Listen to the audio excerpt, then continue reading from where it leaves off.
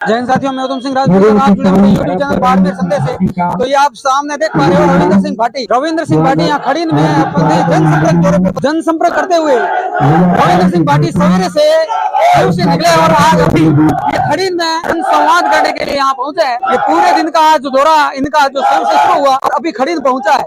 रविंद्र सिंह भाटी लोगों से जनसंपर्क करते हुए जनसंवाद करते हुए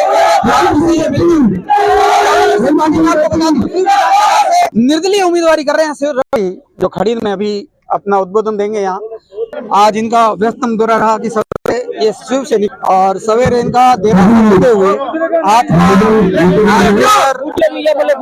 सियानी होते हुए अभी ये गंगाला से सीधा खड़ीन पहुंचे हैं और खड़ीन में लोगों से एक लोगों से मिलते हुए सीधा संपर्क करते हुए ये रविंद्र सिंह भाटी का तूफानी दौरा है जो एक निर्दलीय उम्मीदवारी कर रहे हैं। और ये बात बता दूं आपको मैं ये कि ये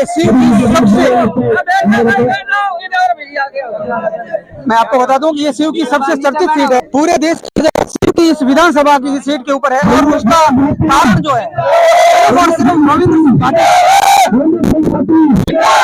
ये आप देख सकते हैं ये युवा देखिए आप यहाँ सैकड़ों की संख्या में युवा सिर्फ और सिर्फ रविंद्र सिंह भाटी को देखने के लिए पहुंचे हैं। रविंद्र सिंह भाटी की वजह से ये पूरे देश में सबसे चर्चित सीट है। सबसे ज्यादा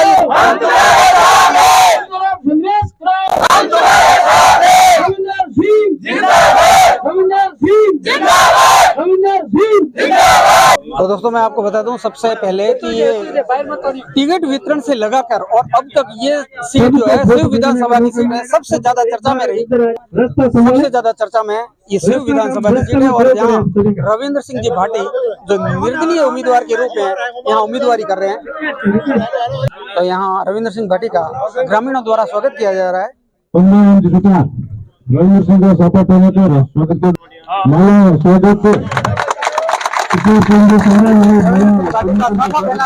यहाँ ग्रामीणों द्वारा स्वागत किया गया।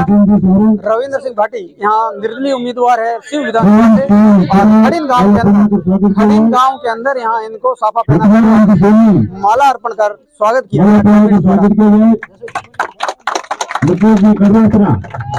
ये मुकेश जी कड़वासरा द्वारा उन्हें माला अर्पण कर स्वागत किया गया।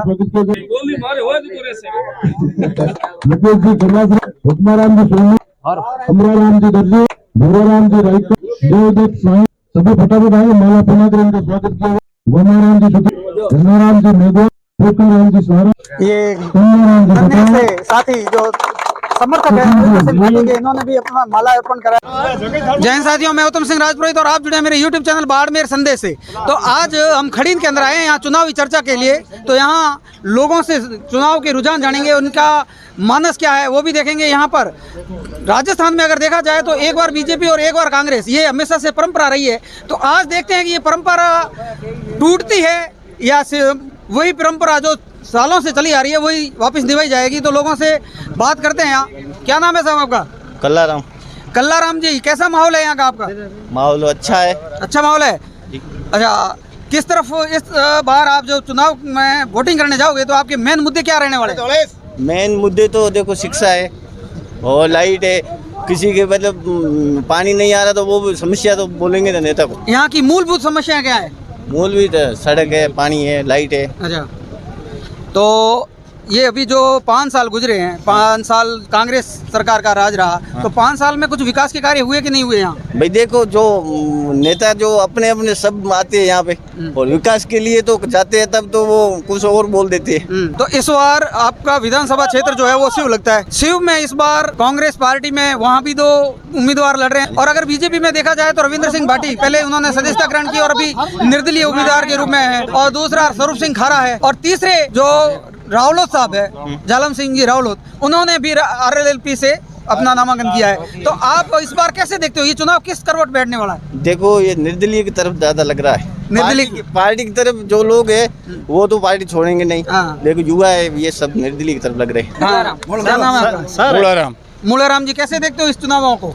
चुनाव बहुत रौनकदार मतलब है। ये चुनाव जो है इस बार बहुत ही जबरदस्त होने वाला बहुत अच्छा है। और आपके ये शिव की जो सीट है हॉट सीट वो है। हॉट सीट है हॉट सीट और बनी हुई है। यहाँ बाड़मेर में नहीं पूरे हिंदुस्तान के अंदर ये चर्चा का विषय बनी हुई चर्चा है का और विषय उसका एक सीधा सीधा कारण है रविंद्र सिंह भाटी। रविंद्र सिंह भाटी है, जालम सिंह ही है। ये जो 2-3 है। हॉट सीट बनी हुई है ना वो रविंद्र सिंह भाटी की वजह से है। रविंद्र सिंह भाटी की वजह से और बाड़मेर है वो प्रियंका चौधरी की वजह से प्रियंका हॉट सीट बनी हुई है। प्रियंका चौधरी तो की आप वजह कैसे देखते हो इन चुनावों को?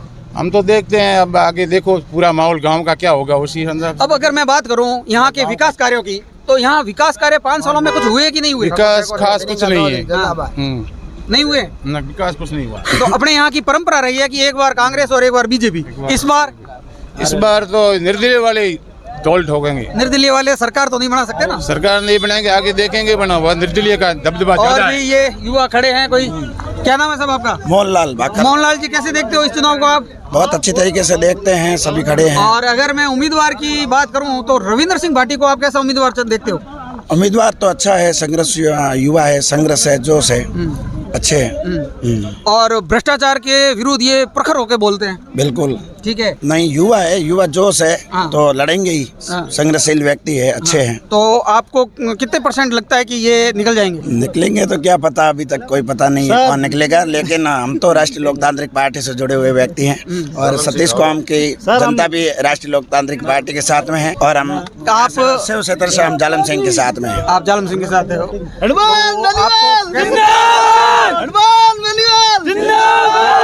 आपको इस बार क्या लगता है कि आरएलपी जो है वो कितनी सीट निकाल पाएगी यहाँ राजस्थान से?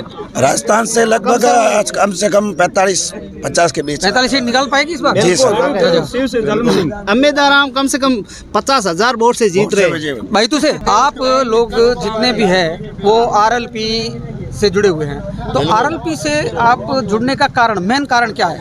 तो क्या है, हनुमान जी बहुत ही पार्टियों से, दोनों पार्टियों से भी परेशान है और हनुमान जी संघर्षशील व्यक्ति है, हमेशा किसान नेता आदमी की है। किसान नेता है और गरीब व्यक्ति होता है, वो हमेशा उसका साथ देते हैं।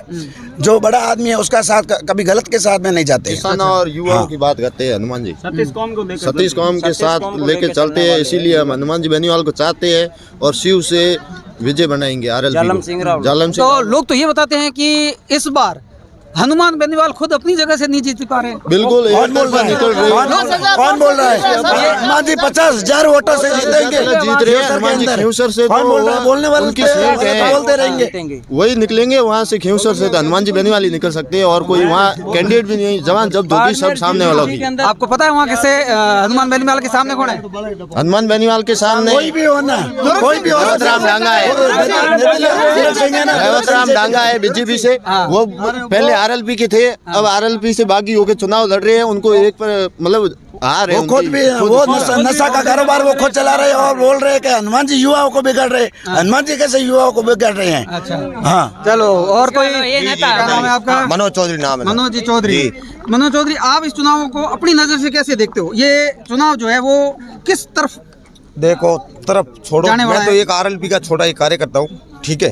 अब चुनाव तो वो जनता जनाधार है, जो जनता जिधर चाहेगी जो उधर जनता करेगी वही होगा। जो जनता करेगी उस तब वो ऊँट का जो से वो ऊँट होता उसी है, करवट हाँ, बैठना है। उस करवट बैठना है। ऊँट जिस करवट बैठेगा वो जनता, हाँ, वो जनता जनाधार है। हाँ, जनता ये निर्णय करेगी और 25 तारीख को जो भी है वो क्लियर हो हाँ, जाएगा। वो clear और हो 3 जाएगा। तारीख को जो भी है, जो हाँ, वो सीधे सामने आ सामने आ जाएगा, नतीजे जाएगा। सामने आ जाएगा जो भी होगा। अब अगर अपन बात करें यहाँ विकास की, जी ठीक है, एक बार कांग्रेस एक बार बीजेपी आई तो कभी विकास हुआ कि नहीं हुआ? नहीं, विकास तो लगभग हुआ हमारे गांव में, तो हुआ, ऐसी बात नहीं है। क्योंकि गंगाराम जी हमारे मतलब खड़ी नहीं है, बताइए आपको, रामदास जी, गंगाराम जी, उनके वजह ये हुआ, विकास हुआ, ऐसी बात नहीं है। लेकिन हनुमान जैसा अगर नेता मिल जाए ना हमारे को, ठीक है, फिर काम हमारे को नेतों से करवाना आता है। अच्छा, इन और 5 सालों कराना का भी जानते हैं। इन 5 सालों की बात करें तो इन 5 सालों में विकास हुआ? अब की बात ठीक है, थोड़ा कम हुआ है, हाँ थोड़ा बहुत हुआ है, लेकिन इतना नहीं हुआ जितना हम चाहते थे, उतना मतलब नहीं हुआ है। तो लोग तो बताते हैं कि इन 5 सालों के अंदर भ्रष्टाचार हुआ, पेपर लीक हुए। तो विपक्ष भूमिका ही नहीं है। आपको पता है गठजोड़ है, ये बीजेपी और कांग्रेस का गठजोड़ चल रहा है पिछले 20 साल से। ये सही है। हनुमान जी बेनीवाल एक ऐसा बंदा है जो विपक्ष भूमिका निभा रहे हैं। वो तो सदर आपको देखा होगा, उनके 3 एमएलए वो भी विधानसभा में विपक्ष भूमिका निभा रहे हैं। और वो देश में लोकसभा, एक बहुत बड़ी लोकसभा विपक्ष भूमिका अगर कोई बंदा निभा रहा है तो वो हनुमान बेनीवाल निभा रहा है। कौन? बाकी सब मरे हुए इंजड़ी है साले। यहाँ पे इनको बना के बहुए बन जाती, वहाँ किसी का काम रहता है। कब प्लेट उठाइए, किसी की साड़ी फॉलो करके लगी। मतलब आप आरोप लगा रहे हैं कि वहाँ कोई विकास नहीं इसमें क्या उठाता। है, इसमें क्या है? देखो, कोई किसी की विपक्ष भूमिका अगर हनुमान जी उठा रहे तो हनुमान जी है, और उनके 3 विधायक है, वो राजस्थान में विपक्ष भूमिका नंबर है और लोकसभा में, और 36 कौम का नेता है वो। ऐसा नहीं कि जातिगत, हाँ वो अपनी जातिगत का विकास की जरूर बात करता है, लेकिन जातिगत वो बंदा नहीं है। यहाँ और भी खड़े हैं, इसी बात- क्या नाम है सर आपका? चंद्रपुर नाम। चंद्रप्रकाश जी, आप कैसे देखते हो ये चुनाव हम जो तो है? युवा हैं, युवाओं के साथ में हैं। युवाओं के साथ में, हम रविंद्र सिंह के साथ में। रविंद्र सिंह के युवा के साथ, इस बार बदलाव होगा? जरूर होगा, जरूर होगा, पूर्ण विश्वास है आपको? पूर्ण विश्वास है, हाँ। और पूर्ण विश्वास के साथ में युवा बदलाव करेंगे। और रविंद्र सिंह भाटी को आप कैसा उम्मीदवार देखते हो? बिल्कुल, युवा हमारे सच ईमानदार, हमेशा भ्रष्टाचार के विरुद्ध बात रही करता है और पूरी प्रखरता से बात बिल्कुल। करता है। हाँ, क्या नाम है साहब? मेरा नाम किशोर कड़वासरा। केशोर जी, आप कैसे देखते हो इस चुनाव में और किस तरफ जाओगे आप? आप जो शिक्षित युवाओं और आगे की ओर ले जाने वाले हर व्यक्ति को चाहते हैं, तो जो ऐसे शिक्षा की बात करेगा, जो विकास की बात करेगा, उसके साथ जाओगे। हाँ। ठीक है, बिल्कुल, आपने बिल्कुल सही कहा। और यहाँ यही सोच होनी चाहिए हमेशा, अब खड़ी किसी भी मैं जाति पक्ष, किसी भी नेता पक्ष नहीं होना चाहिए। जो विकास की बात करे, जो शिक्षा की बात करे, जो अपने साथ खड़ा रहे, उसके साथ ही। मैं आपकी इस बात से सहमत हूँ। और खड़ीन गांव ऐसा है जो बाड़मेर में शिक्षा के क्षेत्र में और विकास के और जो भी गवर्नमेंट जॉब में सबसे आगे है। और खड़ीन की जनता को पता है किसको वोट देना है, किसको नहीं, वो सबने ठान लिया, अंदर से ठान लिया। हाँ। और जो ये निर्णय है वो 3 तारीख को हो जाएगा, सामने जो भी है हो जाएगा। हाँ, खुल के कुछ लोग नहीं बोल रहे हैं, कुछ लोग खुल के भी बोल रहे हैं, पर जो भी है अंदरूनी इन्होंने निर्णय कर लिया है कि किसे वोट देना है, किसे नहीं देना है। अच्छा, अगर मेन मुद्दों की बात करें तो क्या मुद्दे रहने वाले हैं यहाँ? विकास मुद्दा है, विकास मुद्दा का कोई है ही है, सड़कें बनी हुई है, उनको रिपेयर कराना, ये तो मेन मुद्दा यही है, और तो कोई है नहीं। सड़कें अभी बनी है और इसको रिपेयरिंग की जरूरत पड़ गई। कांग्रेस में ऐसी ही बनवाई है, हाँ। तो वापस रिपेयर, ये देखो ना सड़क, हाँ। ये आने वाले समय में टूट जाएगी 1 साल के अंदर अंदर। अगर मैं सड़कों की बात करूं तो बाड़मेर जिले के अंदर 803 रोडें हैं सेक्शन हुई। कितनी हुई? 803। ठीक है। और उन रोडों की स्थिति ये है कि आगे आगे रोड बन रही है और पीछे पीछे रोड टूट रही है। तो सरकार भी कांग्रेस की है ना। हाँ, तो ये जैसी तो आप सरकार आरोप लगा रहे हो। है, जैसी सरकार है वैसी सड़क है। नहीं, देखो, इसमें सरकार तो कांग्रेस की है, सड़कें उनकी तरफ से बन रही है, ये बात बराबर है, पर उनमें सबसे बड़ी जिम्मेवारी आम नागरिक की है। अगर आपके गांव में, आपके कस्बे में सड़क बन रही है, ठीक है ना, अगर वहां आप जागरूक हो तो आप घटिया काम नहीं होने देंगे, ये आपकी जवाबदारी है। अगर आप शिकायत करते हो तो नहीं होगा वो। पर वो अपन क्या है कि लालच के अंदर, किसी को सड़क का लालच है, किसी को कुछ लालच है, और उसमें वो मौन धारण कर लेते हैं, और उससे ये भ्रष्टाचार बढ़ता है। हर पार्टी के कुछ न कुछ गांव में गुर्गे नहीं, इस होते चीज हैं। को मानते हो? नहीं मानते हैं ना। हर क्योंकि पार्टी के जनता हर में ठेकेदार जागरूकता के नहीं गुर्गे है। होते हैं, उन्हें ही नहीं देते, किसी की आवाज को दबा लेते हैं। क्या कहेंगे आप इस बारे में? इस बारे में ये मतलब सही बात है ना, जनता को जागरूक होना पड़ेगा ना ये इसलिए, तो होना पड़ेगा। जनता को जागरूक क्योंकि होना देखो पड़ेगा। पैसा जनता का है, अपना जो अपन टैक्स भरते हैं उसी से ये सरकारें चलती हैं, उसी से विकास के काम होते हैं, और सबसे ज्यादा मात भी वही आम आदमी खाता है। वो तो खाता है खाता है ना। तो आम आदमी की अगर आम आदमी जागरूक हो जाए, जैसे अभी मैं आपको बात करूं कि ये अभी जैसे फ्री में मोबाइल बांटे गए, अगर आम आदमी पूछना शुरू कर दे कि साहब पैसा तो हमारा है और आप ये फ्री के मोबाइल क्यों बांट रहे हो, तो उनकी हिम्मत नहीं होती। वो तो जवाब नहीं उनके पास है ही नहीं।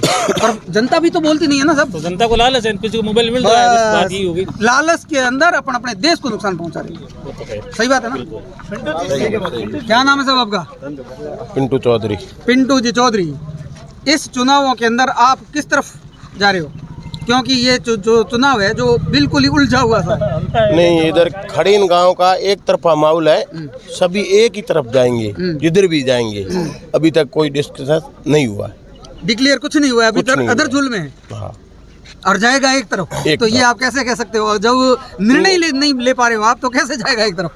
गांव में लगभग बुजुर्ग लोग हैं, वो हमेशा निर्णय लेते हैं। अच्छा। थोड़ा लेट लेते हैं, लेते हैं उस टाइम एक ही तरफ लेते हैं मतलब सारे। अभी उन्हीं के निर्णय के ऊपर छोड़ा हुआ है।